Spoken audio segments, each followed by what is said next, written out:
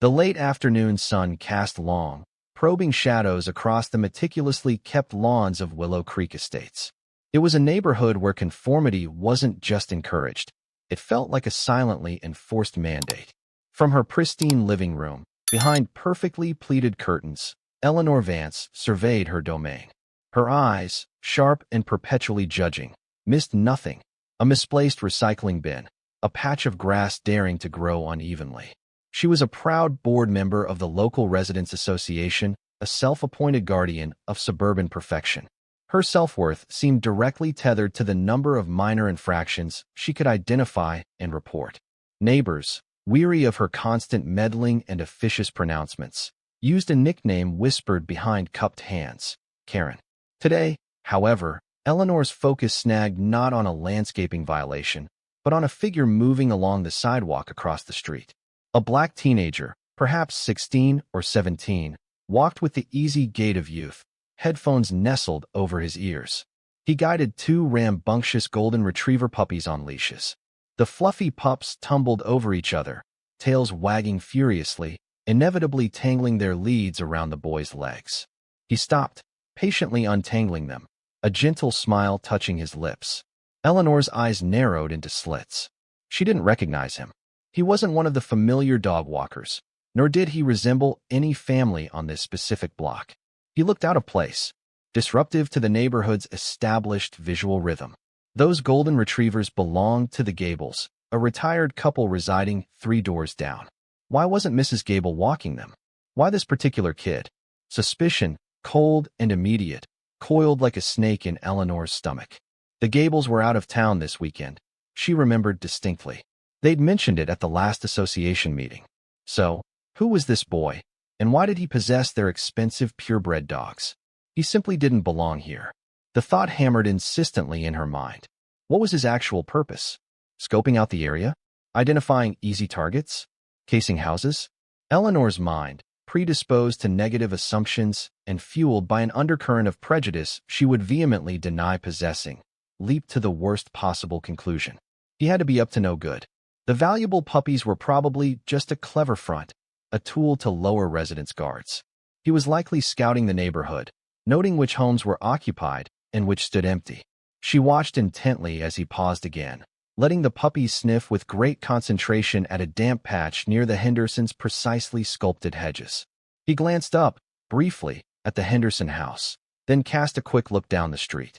Checking for witnesses, Eleanor thought darkly, a familiar surge of self-righteous adrenaline flooding her system.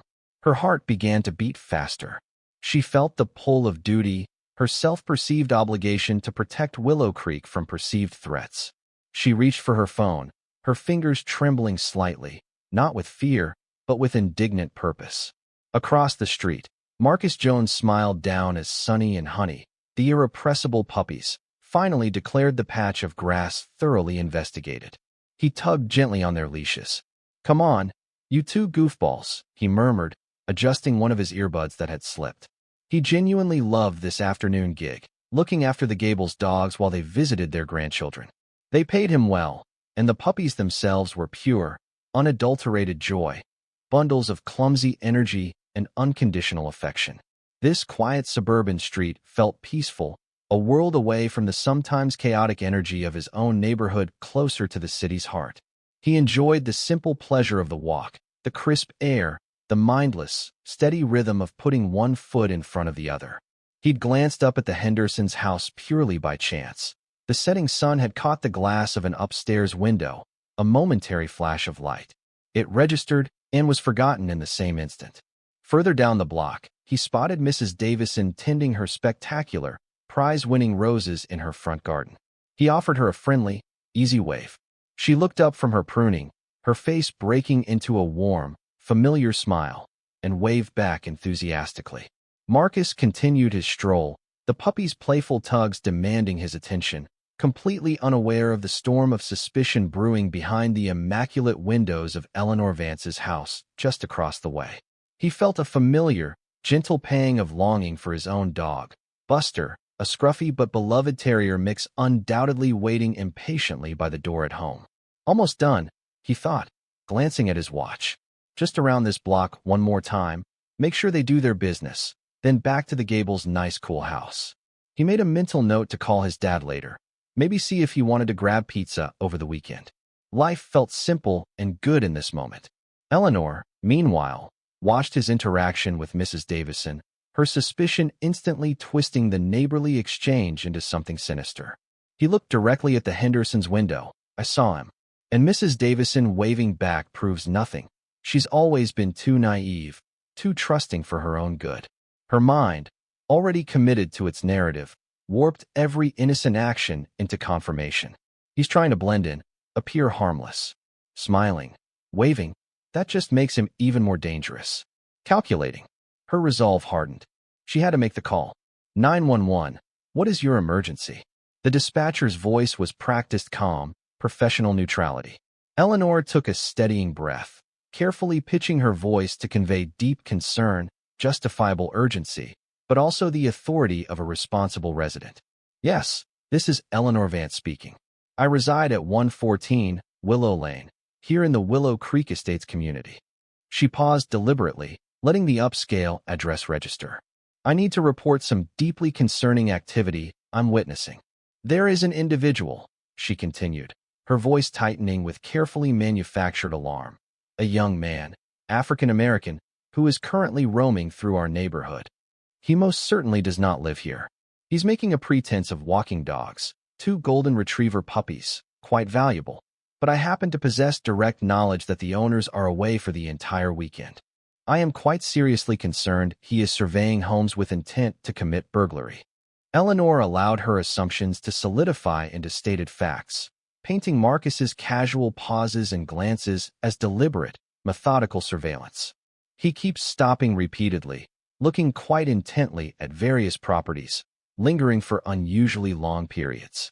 He simply appears very, very out of place here, and frankly, his continued presence feels quite alarming. I genuinely fear for the security of our homes and property. Okay, ma'am, the dispatcher responded, their tone remaining smooth and procedural. Could you provide a detailed description of this individual? Late teens, I would estimate. Eleanor stated crisply, peering through the blinds for confirmation. He is wearing blue jeans, a dark hooded sweatshirt, which strikes me as quite odd, given how warm this afternoon is, and he has headphones on. As I mentioned, he has the 2 golden retriever puppies on leashes.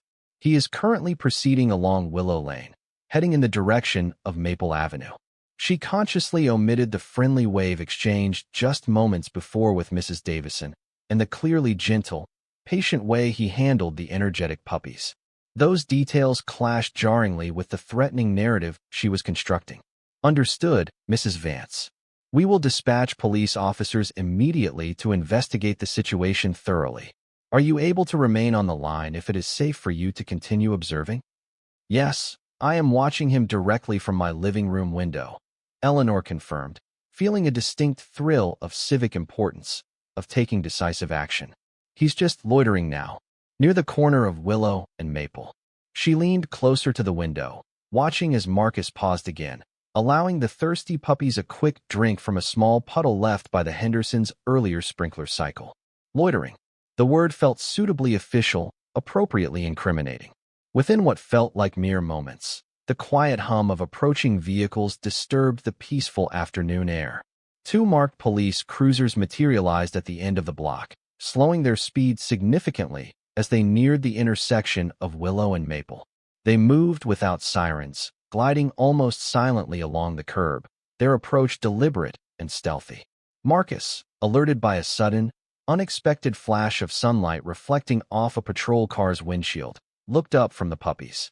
He saw the first cruiser stop abruptly a short distance ahead of him on the sidewalk. Simultaneously, the second cruiser pulled up swiftly behind him, effectively boxing him in, cutting off any potential path of movement. A cold, sickening dread washed over him instantly. His stomach plummeted as if he'd stepped off a cliff. 2 officers exited their respective vehicles at the same time. Their movements were clipped, formal, radiating tension.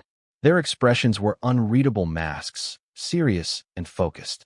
One officer, a burly man with a stern, set face, kept his right hand resting almost casually, yet very conspicuously, near his holstered service weapon. "Hey, you there," Stop exactly where you are. The first officer's voice barked out, sharp and commanding, slicing through the previously tranquil suburban soundscape. Marcus froze solid on the spot. His hand reflexively tightened its grip on the puppy leashes, pulling Sunny and Honey closer. The puppies, acutely sensitive to the sudden, palpable shift in tension, began to whine anxiously, pressing nervously against his legs for reassurance. His heart hammered violently against his ribs, a frantic, panicked drumbeat against the sudden, heavy silence. What is going on? What did I do? Put your hands up.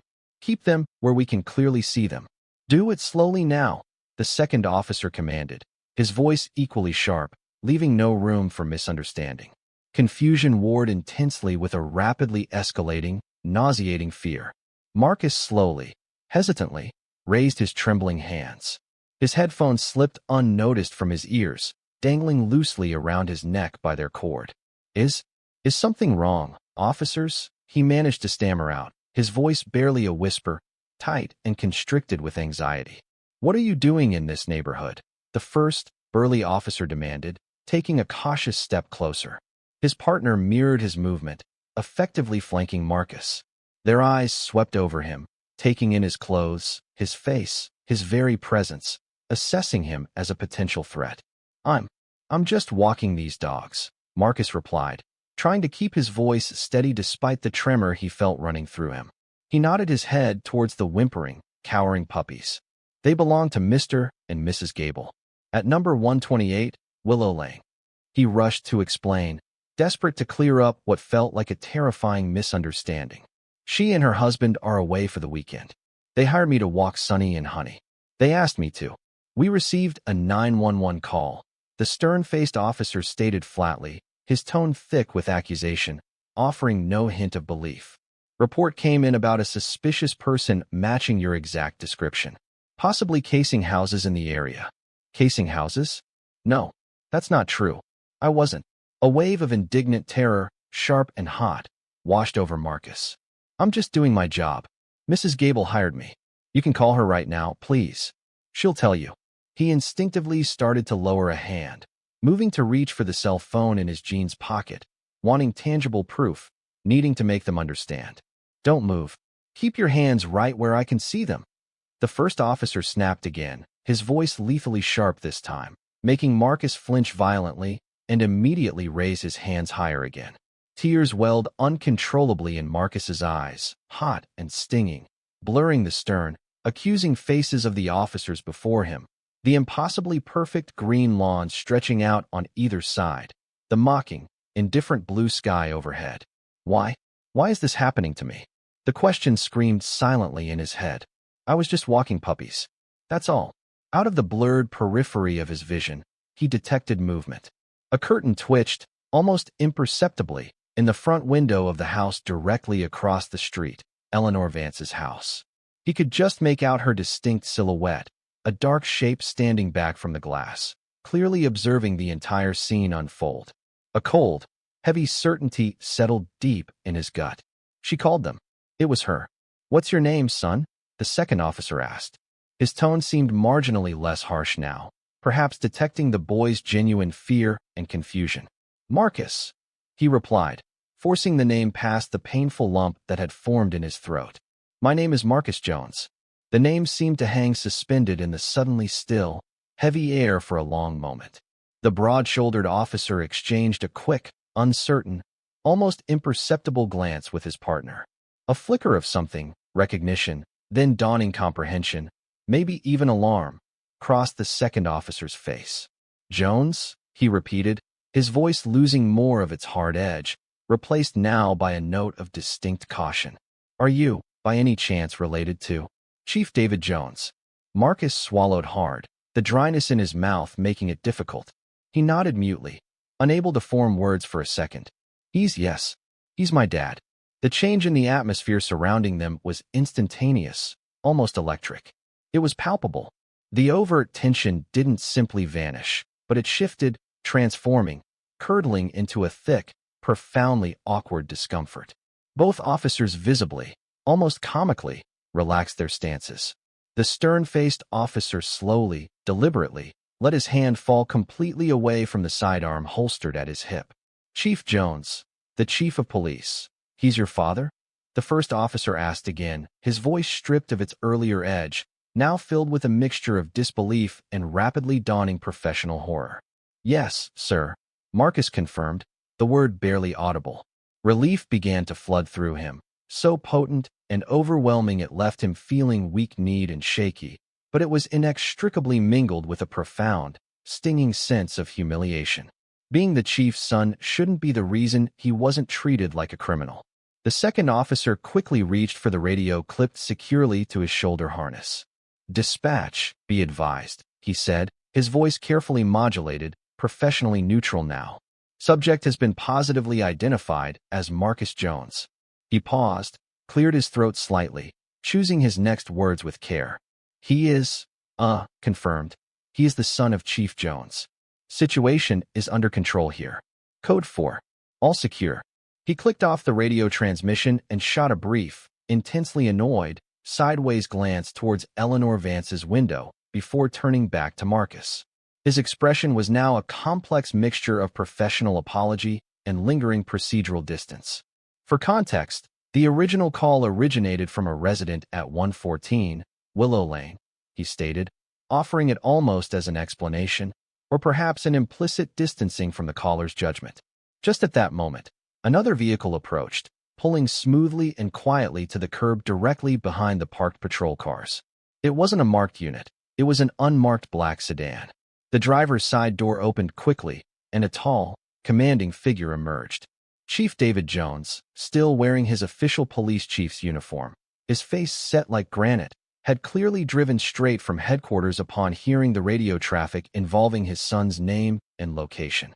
His face was a tightly controlled mask, betraying little emotion, but his eyes, sharp and piercing, immediately found his son standing vulnerably between the two patrol officers, hands still hovering uncertainly in the air, the frightened puppies cowering near his feet.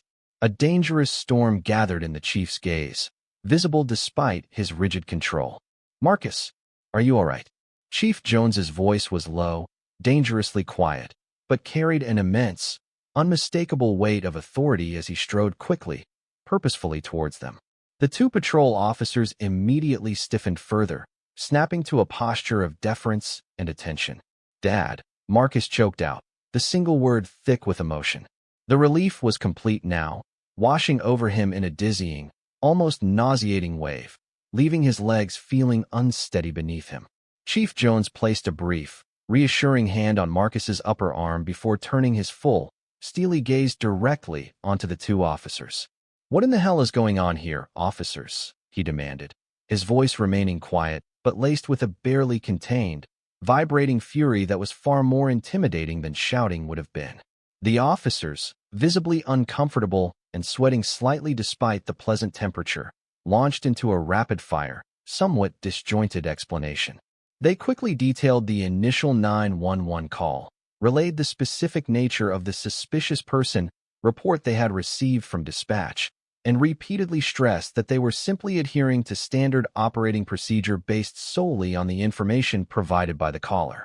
Chief Jones listened intently, his jaw clenched tight, his gaze flicking momentarily between his son's obviously distressed face and the house directly across the street, where Eleanor Vance's silhouette remained partially visible, still lurking behind her pristine curtain.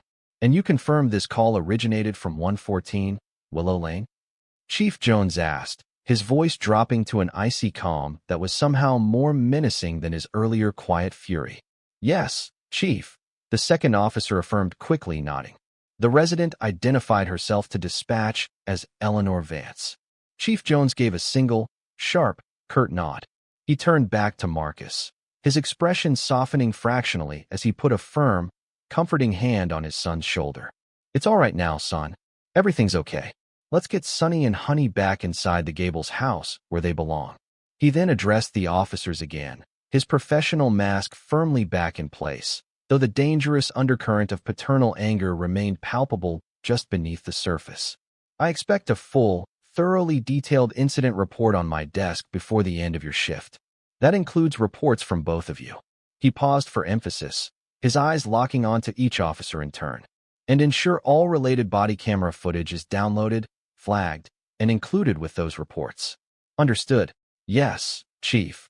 They responded in perfect unison, their discomfort radiating off them in waves.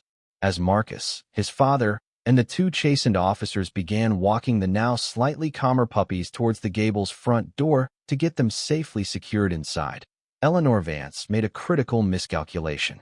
Deciding that brazenness was her only remaining defense, perhaps her best offense, and realizing the situation had spiraled disastrously beyond her control and initial intent, she flung open her front door with a flourish. She marched purposefully across her perfect lawn with determined, indignant strides, her face set in a rigid mask of affronted righteousness.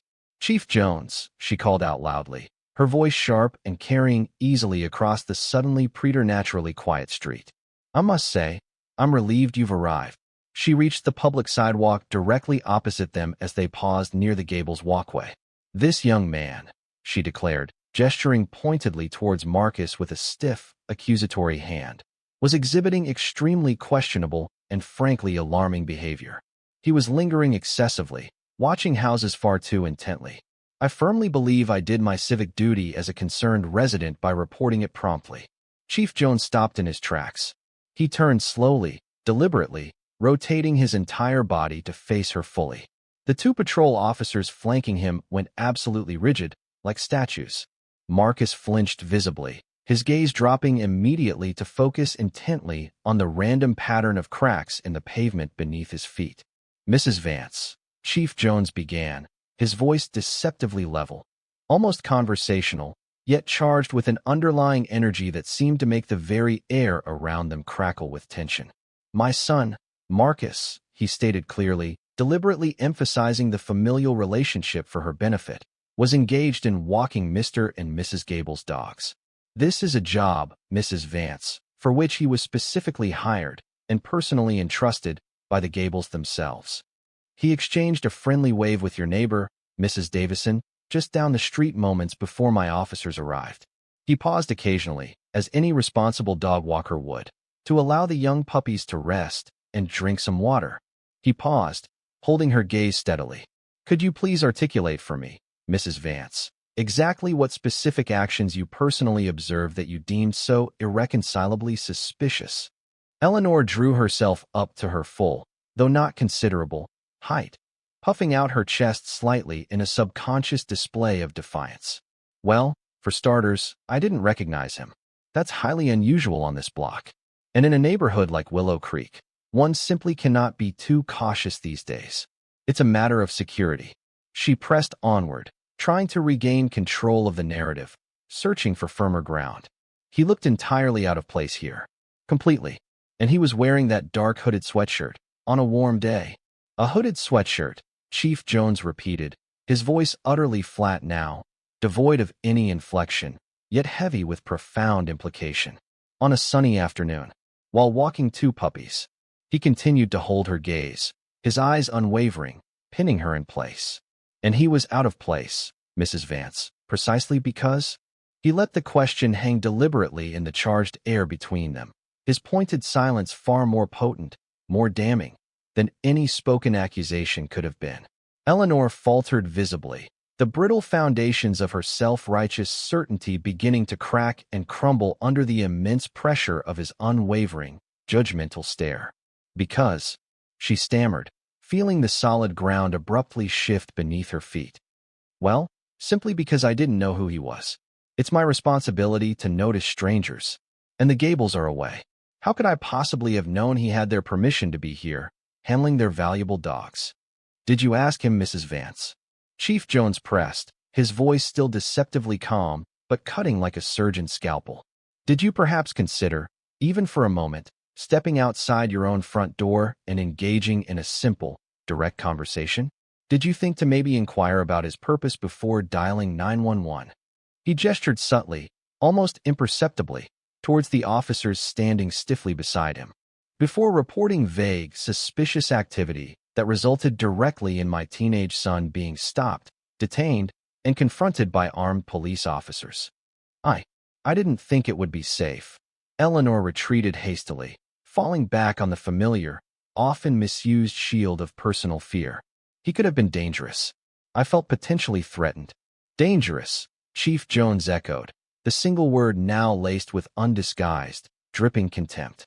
The only immediate, tangible danger present here on this street this afternoon, Mrs. Vance, was the significant danger you single-handedly manufactured through your actions. You racially profiled my son. You judged him based on nothing more substantial than his appearance, his clothing, and your own unfounded, prejudiced assumptions. You escalated a perfectly innocent, mundane situation into a potentially volatile police encounter. You filed what appears, on its face, to be a demonstrably false police report, which resulted in a significant waste of valuable, limited police resources and, far more importantly, resulted in the unnecessary fear and traumatization of a minor child who was committing absolutely no crime whatsoever. He paused again, letting the full weight of his words sink into the heavy silence. And I feel obligated to inform you, Mrs. Vance, that these officers, he nodded pointedly towards them again, have had their departmental body cameras activated and recording throughout this entire interaction. That recorded footage includes, quite clearly, your attempts to justify this call, right here, right now, on this sidewalk. Eleanor's face went completely, shockingly sheet white. Body cameras. The implication crashed down on her. The thought hadn't even remotely occurred to her in her moment of righteous indignation. Her carefully constructed narrative, her specific word choices, her tone, her justifications, all permanently captured on video and audio. This isn't merely about a mistaken phone call or an overabundance of caution, Mrs. Vance, Chief Jones stated, his voice dropping lower now, but resonating with the full weight of his office and his profound paternal fury. This pattern of behavior ends today. This isn't just about my son, Marcus, although that is more than enough. It's about a corrosive, damaging pattern of behavior. It's about deep-seated prejudice hiding, poorly, behind the thin, flimsy veneer of so-called neighborhood vigilance.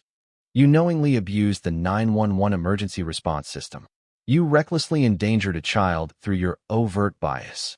His eyes, cold and hard as chips of granite, bored into hers. There will be significant, unavoidable consequences for these actions. He turned his back on her then, a deliberate, calculated gesture of complete and utter dismissal. He gently placed a hand on Marcus's back, guiding his still visibly shaken son towards the gable's welcoming front porch. The two patrol officers followed quickly, pointedly, almost demonstratively, avoiding Eleanor's stunned, horrified gaze as they passed her. She remained frozen on the sidewalk, rooted to the spot. The familiar comfort of her perfect, verdant green lawn suddenly felt alien, hostile, unwelcoming territory. The golden afternoon sun, moments before so pleasant, now felt strangely cold, almost chilling, against her skin. Her meticulously ordered world, a world she had built on rigid control, snapped judgments, and unwavering self-certainty, had just spectacularly, irrevocably imploded, captured frame by agonizing frame on police body-worn video, soon to be scrutinized by the world. The repercussions were not slow in coming. They were immediate, widespread, and devastatingly public. Within mere hours, strategically selected, damning snippets of the officer's body camera footage began circulating like wildfire across the internet. The clips vividly showing the tense initial stop of Marcus, followed immediately by Chief Jones's calm but utterly eviscerating verbal confrontation with a flustered Eleanor Vance, went viral on an exponential scale. Hashtags like hashtag HOA Karen on Willow, hashtag walking while black in Willow Creek, hashtag suburban profiling, and hashtag justice for Marcus Jones exploded across every major social media platform, trending nationally and even internationally. News outlets, starved for compelling content, both local affiliates and national networks, seized upon the dramatic story with voracious appetite.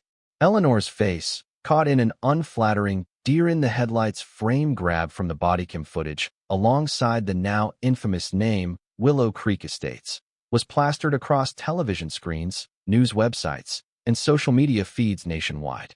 The carefully cultivated, decades-long image of Willow Creek as a serene, exclusive, desirable enclave shattered literally overnight. replaced instantly with widespread notoriety for intolerance, prejudice, and suburban racism. Chief David Jones, acting with the full weight and authority of his official position but undeniably driven by the powerful, protective instincts of a father whose only son had been racially profiled, intimidated, and placed in potential physical danger, did not hesitate for a moment.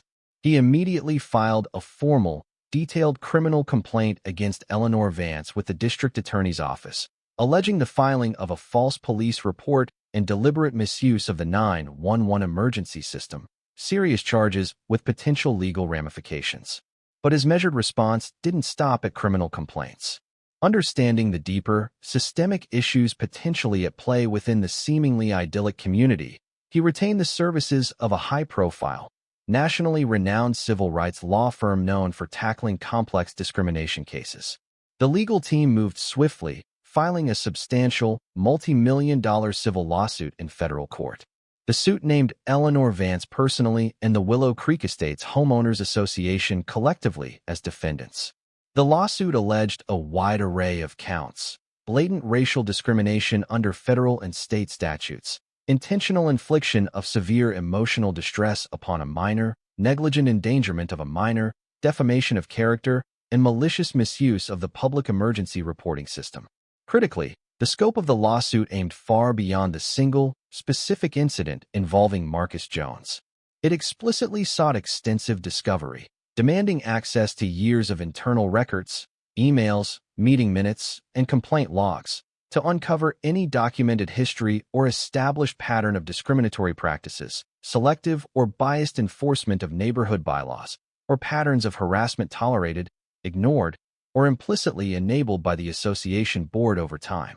The suit specifically sought to investigate Eleanor Vance's personal track record of complaints and any disproportionate targeting of minority residents, guests, or service workers within Willow Creek Estates.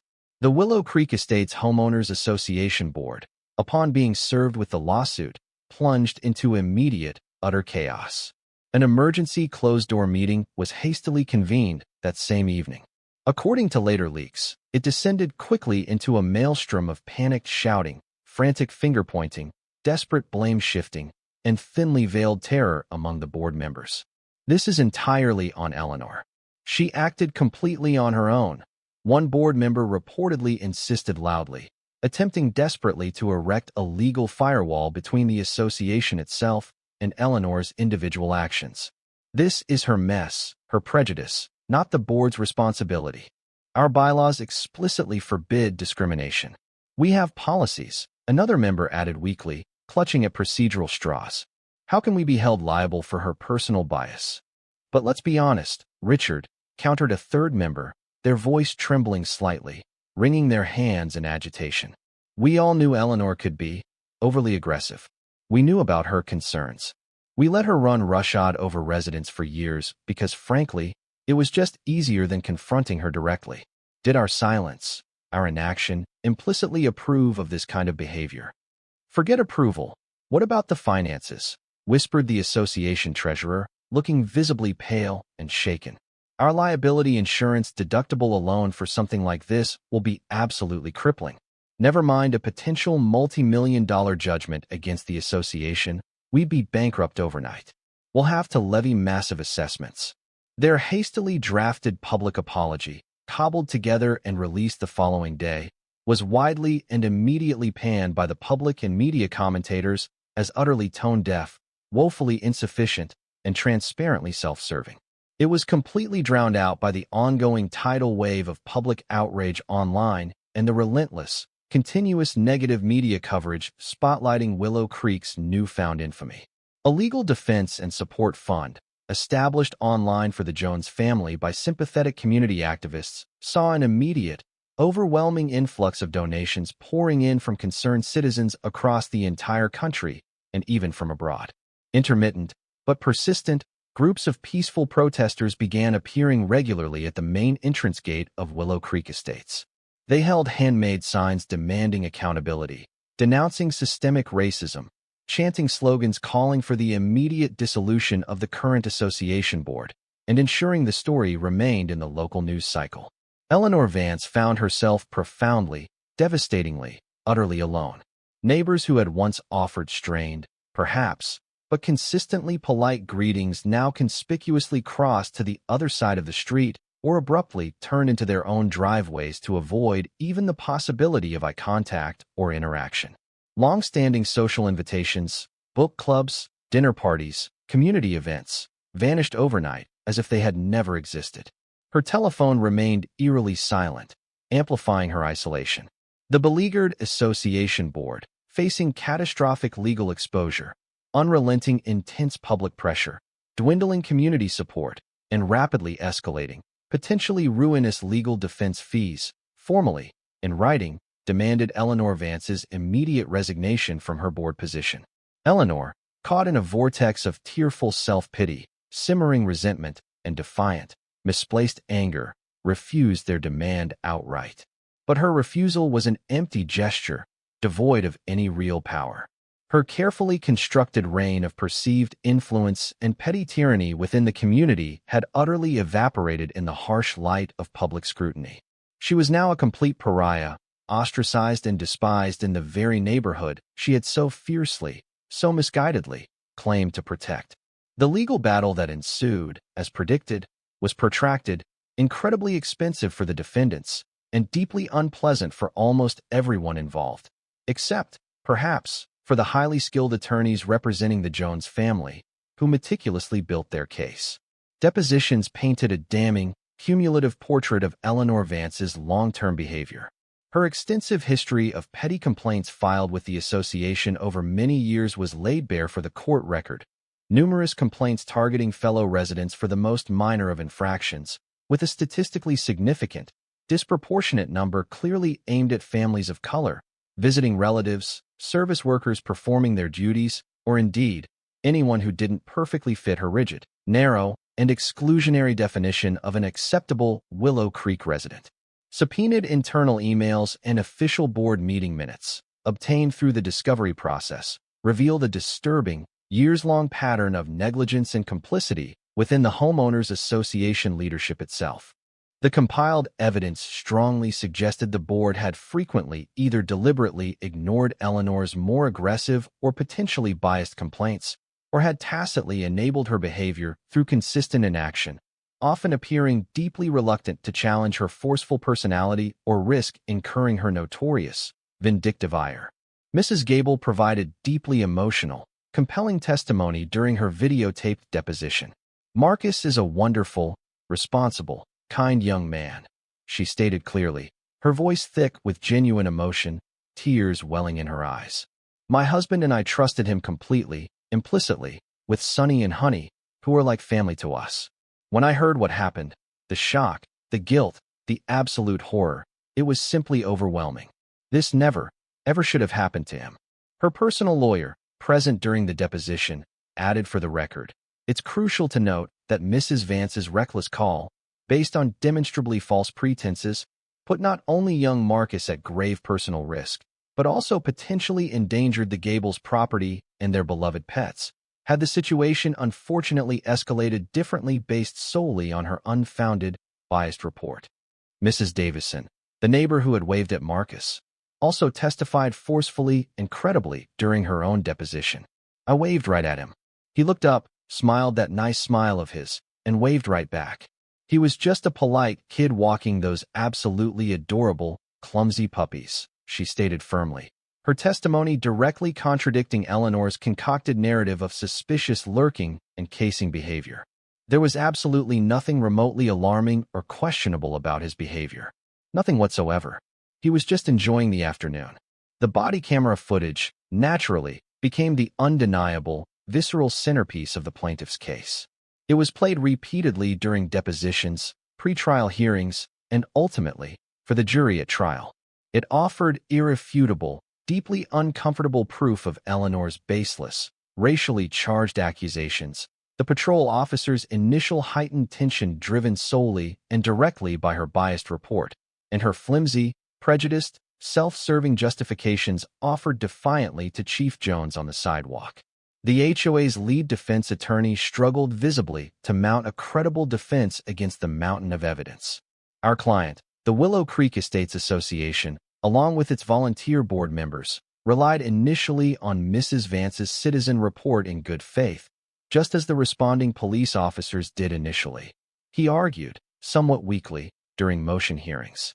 The board cannot, and should not, be held legally responsible for the unfortunate, independent, private actions of one single resident, even if that resident also happened to serve as a volunteer board member acting well outside the scope of her official duties at the time. The Jones family's lead civil rights attorney countered sharply, his voice ringing with conviction in the courtroom. This wasn't merely one unfortunate, isolated rogue action, counselor, and the evidence proves it definitively. The discovery process has unearthed a clear, undeniable pattern of behavior, a history of similar complaints from this defendant, that the board was demonstrably aware of, documented, and yet consistently failed to address meaningfully over a period of years. They fostered, through negligence and willful blindness, a community environment where Mrs. Vance felt not just comfortable, but actually empowered to act openly on her biases with impunity. Their collective negligence, their failure to uphold their own stated principles of non-discrimination, directly created the conditions that made this dangerous incident not just possible, but tragically predictable. They are absolutely, unequivocally liable under the law.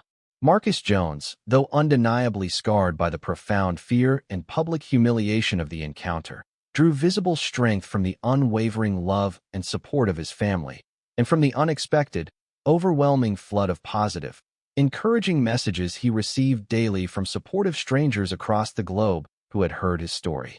He agreed, after much discussion with his family and lawyers, to speak briefly, but powerfully, at a carefully organized press conference held on the courthouse steps after a significant pretrial ruling. Standing tall beside his father, his voice was quiet but carried surprising firmness and clarity as he addressed the assembled media microphones and cameras. "I was just walking dogs for a neighbor," he said simply, looking directly into the lenses, his gaze steady. "I was doing my job. I was minding my own business. I shouldn't have had to feel scared for my life. Shouldn't have had officers pointing weapons in my direction, just for being in what someone else decided was the wrong neighborhood while being black." Chief David Jones utilized the significant public platform provided by the high-profile lawsuit not merely to seek justice and vindication for his own son, but to courageously advocate for broader societal change.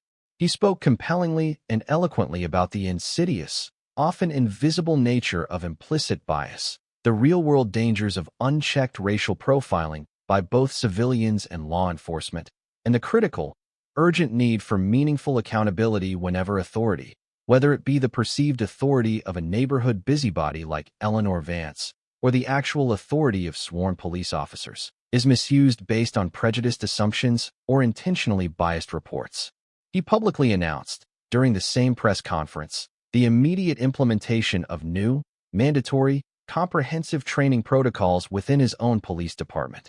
These new protocols focus specifically on improving officer responses to vague, suspicious person calls, emphasizing mandatory de-escalation techniques as a first resort, requiring independent verification of callers' claims before initiating confrontational stops, whenever tactically feasible, and training officers to actively recognize and critically evaluate potential bias in reporting sources before taking enforcement action. The jury's verdict, when it was finally delivered after a lengthy, emotionally charged trial that captivated local media, was unequivocal, unanimous, and severe. They found overwhelmingly in favor of the Jones family on all major counts presented. Eleanor Vance was found personally liable for substantial compensatory damages for defamation and the intentional infliction of emotional distress, as well as significant punitive damages intended to punish her egregious conduct and deter similar behavior, stemming directly from her filing of a false police report that directly led to the endangerment of a minor. The Willow Creek Estates Homeowners Association was also found significantly liable, sharing a large portion of the blame. The court, in its detailed judgment accompanying the verdict, ruled explicitly that the association, through its board's sustained inaction and negligence over time, had demonstrably fostered a community environment that permitted, and even implicitly encouraged, Eleanor Vance's known discriminatory behavior to persist and flourish unchecked. They had fundamentally failed in their fiduciary duty, under their own governing documents and state law, to ensure non-discriminatory practices within the community and to reasonably protect residents and invited guests, like Marcus, from harassment and endangerment based on race. The combined financial penalties imposed by the jury's verdict were staggering, running into the millions of dollars. The HOA's liability insurance policy limits, which had once seemed adequate, were quickly exhausted by the sheer size of the judgment awarded to the Jones family. Facing immediate, unavoidable insolvency, the crippled and now leaderless association was legally forced to levy unprecedented, cripplingly large special assessments on every single homeowner residing in Willow Creek Estates, simply to begin the process of paying off the massive damages awarded by the court. The public scandal, coupled with the sudden, crushing financial burden imposed on every resident, caused property values in the once highly desirable and exclusive neighborhood to plummet dramatically, virtually overnight. The Willow Creek Estates Homeowners Association, stripped bare of its financial solvency, its credibility, and its moral authority, effectively collapsed under the weight of the judgment and the ensuing internal chaos. Its power dissolved, its reputation irrevocably, permanently tarnished. For Eleanor Vance, the personal consequences were equally, if not more, devastating. The portion of the judgment assessed against her personally vastly exceeded her entire personal net worth.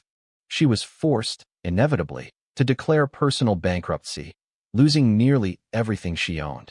Her pristine home at 114 Willow Lane, the long-held symbol of her perceived status, her primary asset, and the command post from which she had waged her years-long campaign of neighborhood surveillance and petty tyranny, was seized by the bankruptcy court and subsequently sold at public auction. The proceeds went directly towards partially satisfying the civil judgment owed to the Jones family. Furthermore, the district attorney's office, spurred by the civil verdict and the clear evidence presented at trial, vigorously pursued the previously filed criminal charges against her. While her defense attorney ultimately managed to negotiate a plea deal that avoided significant jail time, citing her age and lack of prior criminal record, Eleanor Vance was formally convicted of the misdemeanor offense of misuse of the 911 emergency system. Her sentence included a lengthy term of supervised probation, court-ordered participation in intensive, mandatory anti-bias and cultural sensitivity training programs, a requirement to perform hundreds of hours of documented community service, specifically mandated to be served in diverse, underserved communities far removed from the privileged enclave of Willow Creek, and the issuance of a permanent, legally binding restraining order prohibiting her from ever contacting any member of the Jones family or from ever again holding any position of authority, elected or appointed, in any future community or homeowners association for the rest of her life. Stripped bare of her cherished home, her life savings, her carefully cultivated social standing, her perceived authority, and ultimately, her dignity, Eleanor Vance quietly, ignominiously, left Willow Creek Estates in utter disgrace, disappearing from the community she had once sought to dominate. The neighborhood she had tried so desperately to mold and control through rigid conformity and the poison of thinly veiled prejudice was forever, irrevocably changed by the ordeal. It was scarred by the incident, undeniably, bearing the psychic wounds of the controversy. But perhaps, slowly, painfully, tentatively, it was beginning to internalize a vital, hard-won lesson about the profound, unbridgeable difference between maintaining reasonable community standards and perpetuating outright, harmful discrimination. The final scene, weeks later, was not one of triumphant celebration or overt vindication, but rather one of quiet, somber, ongoing reflection. Weeks after the trial concluded and the dust had begun to settle, Marcus Jones walked sunny and honey down Willow Lane once again. The Gables had returned from their extended trip, deeply horrified and apologetic upon learning the full details of what had transpired in their absence. They had gently but firmly, unequivocally insisted that Marcus continue his dog-walking job, refusing steadfastly to let Eleanor Vance's hateful actions dictate their choices or further punish Marcus for something that was never his fault. The street itself felt different now as Marcus strolled along the familiar pavement. The lawns were still neat, the houses well kept, the outward appearance largely unchanged. But the atmosphere, the intangible feeling of the place, had perceptibly shifted. It felt less sterile, less artificially perfect, somehow more real, more grounded in complex human experience. Some neighbors offered quiet, hesitant nods as he passed, their eyes holding a flicker of newfound awareness, perhaps even a silent hint of apology or shared shame. Others offered small, tentative, but seemingly genuine smiles that hadn't been there before the incident forced a collective reckoning. A few still pointedly averted their gazes as he approached, perhaps wrestling uncomfortably with their own past complicity, their silence, or simply the awkwardness of the changed dynamic. The community's response was not uniform, but it was undeniably altered. Chief David Jones stood on the porch of his own home, several streets away, but within the same sprawling suburban landscape that now felt subtly redefined. He watched his son walking in the distance, the puppies trotting happily beside him. He watched not with the fierce, adrenaline-fueled protectiveness of that awful, terrifying afternoon, but with a deep, quiet, abiding pride mingled inextricably with a lingering, heavy sadness in his heart. He knew, better than most, that the long, arduous fight for genuine equality, for true understanding that transcended skin color, zip codes, and socioeconomic status, was far from won. Systemic change, meaningful change, was painstakingly slow, frustratingly incremental work. But for one self-appointed guardian of suburban purity, for one specific Karen, whose unchecked prejudice had been allowed to fester and ultimately inflict real, tangible harm, justice, swift, public, comprehensive, and deeply consequential, had finally, undeniably, been served. The sun began its slow descent towards the horizon, casting long, familiar shadows across the lawns and sidewalks of Willow Creek once more. This time, however, the lengthening shadows felt less like potential hiding places for lurking suspicion and unfounded fear, and more like the natural, quiet, contemplative resting places of a community forced, unwillingly but necessarily, into a painful, necessary reckoning with its own flaws. A community just beginning, perhaps, to take its first tentative, uncertain steps towards genuine healing and understanding.